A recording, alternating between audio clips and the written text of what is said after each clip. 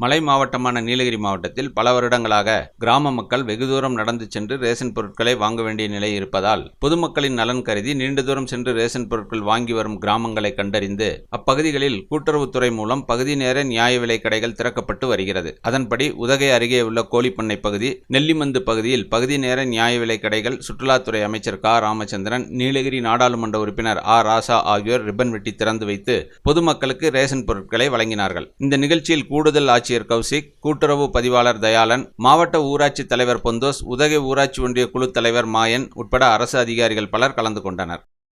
The big shop வீட்டு உபயோகப் பொருட்கள், எலக்ட்ரானிக் பொருட்கள், மொபைல் போன்கள், பர்னிச்சர்கள் என அனைத்தும் ஒரே கூரையின் கீழ் கிடைக்கும். பஜாஜ் ஃபைனான்ஸ் வசதி உண்டு. A shop where your shopping never ends.